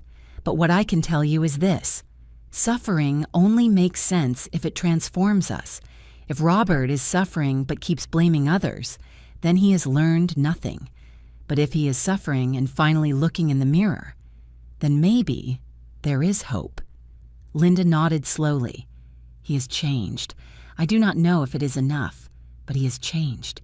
He no longer talks about money all the time. He no longer brags. He no longer judges. He is just there, quiet, thinking, as if he finally realized everything he lost by chasing things that do not matter. That is a start, I said gently. Linda finished her tea and stood up. Thank you for listening to me, Mrs. Carter. I know you had no obligation to do so. We are all mothers, I replied. We all want to protect our children. The difference is in how we choose to do it. She nodded and left the coffee shop with slow steps, carrying the weight of a fractured marriage and a broken daughter. I stayed seated for a long time, looking out the window, and thought about justice, about how sometimes it does not come with thunder and lightning, but with silence, with natural consequences, with the inevitable weight of our own actions. That night, when I got home. Michael was in the living room working on his laptop. He had started his new job 2 months ago and was doing incredibly well. He told me about it every night at dinner, the projects, the clients, the challenges. How was your day? Mom, he asked without looking up from the screen. Interesting, I replied, leaving my purse in the hallway. Linda Miller came to see me. That caught his attention. He closed the laptop and looked at me. Emily's mom. Yes. What did she want? I sat beside him and told him everything. The conversation, the apologies, Robert's suffering, Emily's sadness. Michael listened in silence, with an expression difficult to read. And how does that make you feel? I asked when I finished. He shrugged. I do not know. Part of me feels satisfaction, as if finally there was justice. But another part feels sad, because in the end we all lost something. That is life, son. Rarely are there absolute winners or absolute losers, just people trying to navigate the consequences of their decisions. Do you ever think about Emily? I asked carefully. Sometimes, he admitted, especially when I see couples on the street or when I pass by some place we used to go, but it doesn't hurt like before anymore. Now it is more nostalgia, like remembering something nice that no longer exists. That is healing. Son. Slow, but real. He smiled. You know what is the craziest thing about all this? Mom. What? That Robert was right about something. I wasn't enough for Emily, not because I didn't have money, but because she wasn't strong enough to choose me. And that is not my fault, nor my problem. I felt immense pride filling my chest. That son, exactly that. The weeks passed. Autumn gave way to winter. The nights became longer and the mornings colder. Michael continued to excel in his new job. I continued leading the Sterling Group with the same dedication as always, and life went on. One Saturday morning, while drinking coffee in my kitchen and reading the newspaper, my phone vibrated. It was a message from a saved number, but one that hadn't appeared for months. Emily. Mrs. Florence, I know I have no right to ask this, but could you tell Michael I am okay, that I am finally learning to live with my decisions, and that I hope he is very happy. That is all. Thank you for everything, and sorry for everything. I looked at the message for a long time. Then I deleted it. Not because I was cruel, but because Michael needed to move forward without anchors from the past. Sometimes, the greatest love is letting go. Completely. That same day, in the afternoon, the doorbell rang. I opened it and found a courier holding a certified envelope. Florence Carter. It is me. Sign here, please. I signed and took the envelope. Inside was a formal letter from the Association of Public Accountants. I opened it curiously. It was an invitation to give a keynote lecture on business leadership and ethics in business. They wanted me to tell my story, from administrative assistant to business owner, from young widow to successful single mother, from invisible woman to respected leader. I smiled, because I realized something. My story was not just mine. It was every woman's who was ever underestimated, every mother's who fought alone, everyone's who built empires without losing their humanity. And if my story could inspire someone, then everything had been worth it. The pain, the sleepless nights, the silent battles, everything. That night, during dinner, I told Michael about the conference. You are going to accept, right? He asked, excited. I think so, but I am scared of being vulnerable in front of so many people. Mom, he said seriously, your story is powerful precisely because it is vulnerable, because it is not perfect, because it is real. You think, I am sure, and when you give that lecture, I am going to be in the front row, applauding louder than anyone. I hugged him, my son, my pride, my reason for being. You know what? Son, in the end, Robert Miller did me a favor. How so? He reminded me that I have to tell my story, that I have to show the world that a person's value is not in their bank account, but in their character, and that a mother who protects her son with dignity is more powerful than any man with money and arrogance. Michael raised his water glass. To powerful mothers, I raised mine, and to the sons who make them want to be. We toasted, and in that toast, we sealed something more than a moment. We sealed a legacy, a truth, a certainty, that at the end of the day, karma does not need our help. It just needs time. Months later, I found out by chance that Robert Miller had finally gotten a job, not as a manager, as a junior analyst in a small company, earning a fraction of what he earned before. Some would say that was justice. Others would say it was punishment. I say it was simply balance, because life has a way of putting everyone in their place, not always fast, not always obvious, but always, eventually, inevitable. Robert Miller called my son a broke loser at an elegant dinner, believing money gave him that right. And now, he himself was starting from the bottom, learning humility, learning that respect is not bought, it is earned. He once called me the mother of someone who wasn't good enough for his daughter. Years later, he probably saw my photo in business magazines, in articles about female leadership, in invitations to keynote lectures, and he probably understood what it truly means to serve. It is not having money, it is having dignity. Life always collects its debts, and I didn't have to do anything but wait. If my story helps just one woman open her eyes, it will have been worth it. Do you know someone who needs to hear this, share this story? 2 years have passed since that dinner, 2 years that seem like a lifetime. My name is Florence Carter. I am 59 years old, and this is the story I finally decided to share. I do not share it for revenge. I do not share it for pride. I share it because I believe there are lessons here, lessons that maybe someone, somewhere, needs to hear. I am sitting in my office, on the 12th floor of the Sterling Group. It is Friday afternoon. The city stretches before me like a carpet of lights beginning to turn on. From here, I can see the park where Michael and I talked that day, where he decided his dignity was worth more than any love that required him to sacrifice it. My son is now 29 years old. He works as a senior manager at the consulting firm.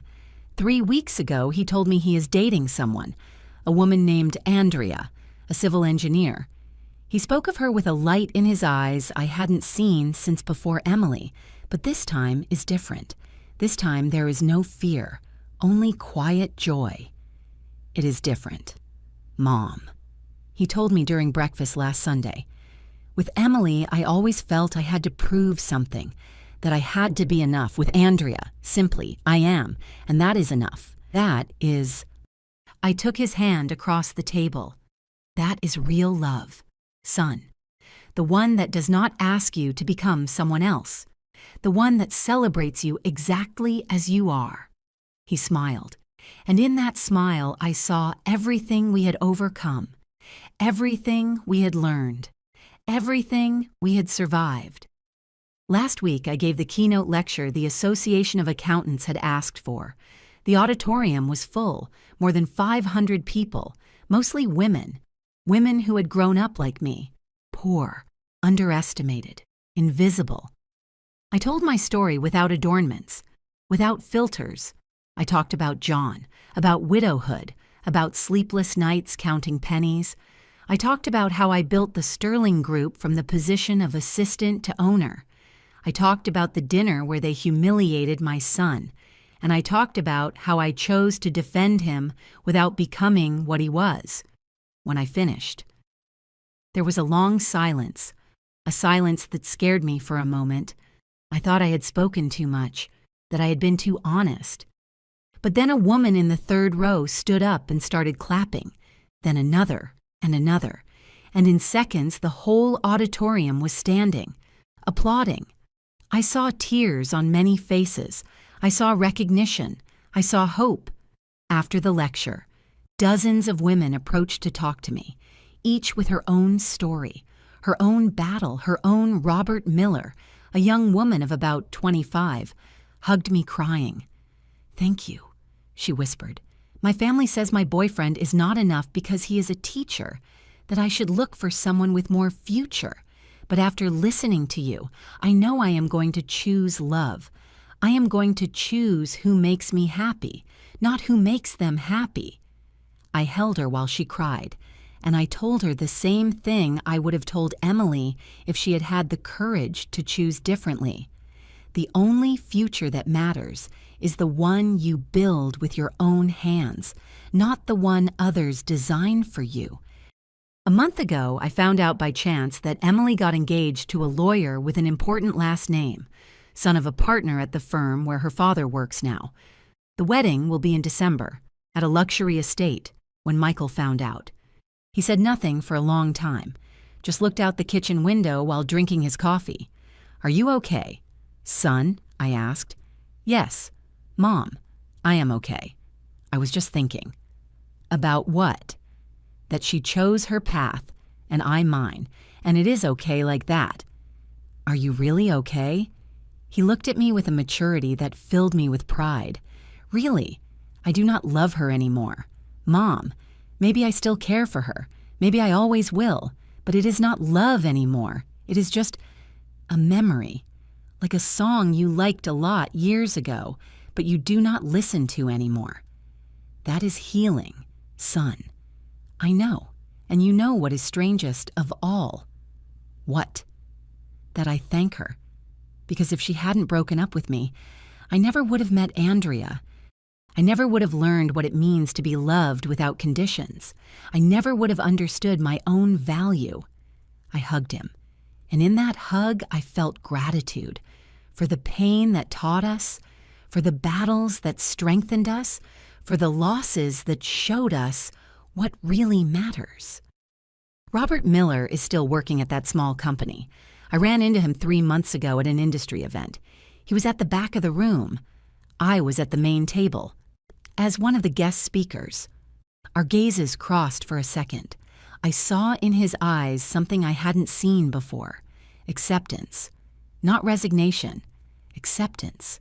As if he had finally made peace with who he was, and with the consequences of his decisions. We didn't speak. It wasn't necessary. Some conversations are had in silence, but when I left the event, I found a folded note in my purse. Someone had put it there without me noticing. The handwriting was Robert's. "Thank you for not destroying me. You gave me time to rebuild myself." I kept the note in my wallet. Not because I wanted to forgive him, but because I wanted to remember that even the people who hurt us most deeply are capable of change, if they choose to do so. Linda Miller sends me a message every Christmas, just 2 lines. "Thank you for teaching my husband what I never could. That money does not buy character." I always reply the same. Take care of yourself and take care of your daughter. Because in the end, we are all mothers trying to navigate a world that is not always fair. We all do the best we can with the tools we have. Today is Friday afternoon. Michael is coming to dinner. He is bringing Andrea. It will be the first time she meets our house, the first time she sits at our table.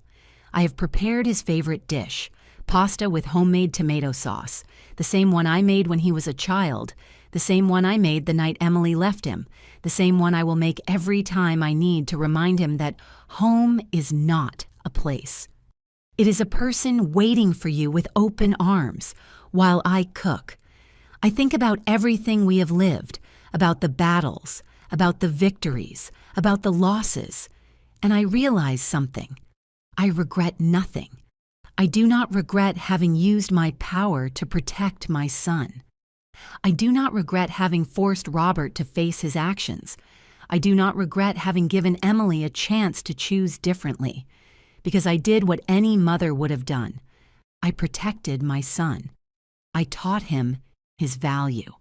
I showed him that dignity is not negotiable, and if that makes me tough, that is okay, because toughness is not cruelty.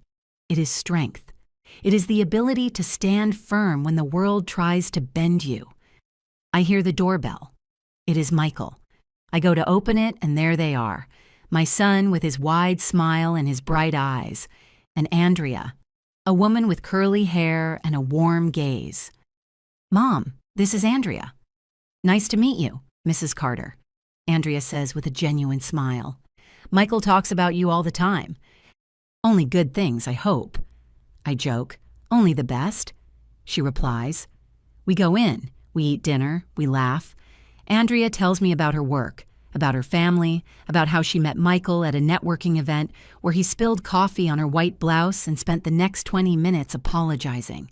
I told him, "If you buy me dinner, I forgive you," Andrea says laughing. And here we are, 8 months later. I look at my son. I look at how he looks at her, with tenderness, with respect, with that kind of love that does not ask, that simply gives. And I know he is okay, that he is finally where he should be when they leave. I stay at the door watching them walk away. Michael turns and waves at me. I wave back. I close the door and walk to my room. On my nightstand, I keep an old photo, a photo of John, Michael at 6 years old, and me, taken one Sunday in the park, all smiling, all together, all happy. I take the photo and look at it for a long time. "We did good, my love," I whisper. "Our son is okay. He is complete. He is happy." And I feel, for the first time in years, a deep peace, a quiet certainty, like when you finish a marathon and cross the finish line knowing you gave everything you had. If you are listening to this story, I want you to know something. Your value does not depend on anyone's approval. Your dignity is not measured in your bank account. Your future is not written by the people who underestimate you. You write it.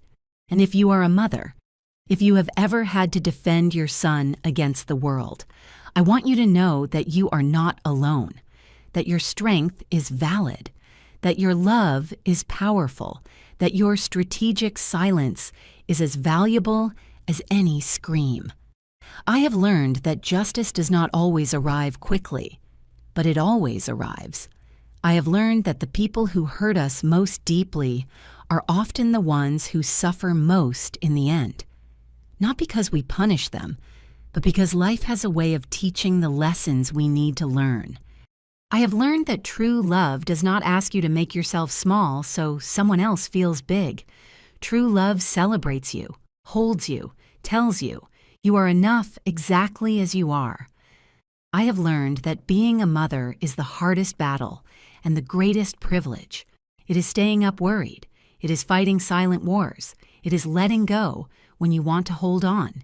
It is trusting when you are afraid. But above all, I have learned that a mother's silence is not weakness. It is patience. It is strategy. It is the quiet certainty that when you protect someone you love with dignity, without revenge, without cruelty, the universe itself gets on your side.